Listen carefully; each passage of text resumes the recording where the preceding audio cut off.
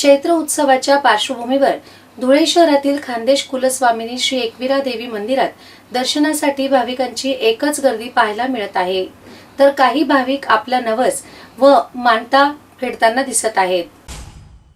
खानदेश कुलस्वामिनी आणि महाराष्ट्रातील 5वी शक्तीपीठ असलेले श्री एकविरा देवीच्या मंदिरात चैत्र शुद्ध चतुर्थी निमित्त नवस फेडण्यासाठी तसेच जाळू उतरवण्यासाठी भाविकांची मोठी गर्दी झाल्याचे पाहायला मिळते।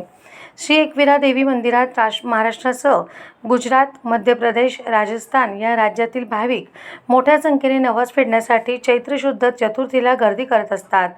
उद्यापासून देवीच्या यात्रोत्सवाला सुरुवात होत असून या पार्श्वभूमीवर मंदिर प्रशासनाकडून तयारी देखील पूर्ण करण्यात आली आहे। ट्रस्टच्या वतीने एकविरा देवी मंदिरात आजपासून यात्रा उत्सवाला सुरुवात झालेली आहे। तो 14चा उपक्रम झाल्यामुळे 14 हा 31 तारखेलाही केला जातोय आणि 1 तारखेलाही केला जाणार आहे। ते दोघं दिवस मानता नवस कृती आणि लहान बालकांचे जावळ वगैरेंचा कार्यक्रम चालू झालेला आहे, उद्या पण होणार आहे।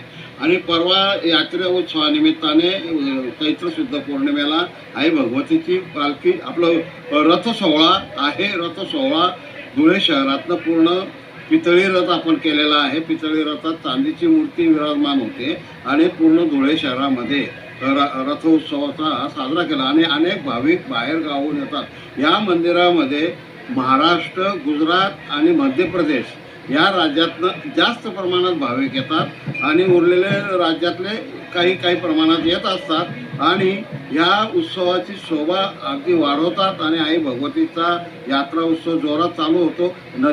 पांढरा नदी पात्रामध्ये यात्रा भरलेली आहे। लहान पोरांचे खेळणे, पाळणे, वेगवेगळे साहित्य विक्रेते मोठ्या प्रमाणात आलेले आहेत आणि यात्रा उत्सवाचा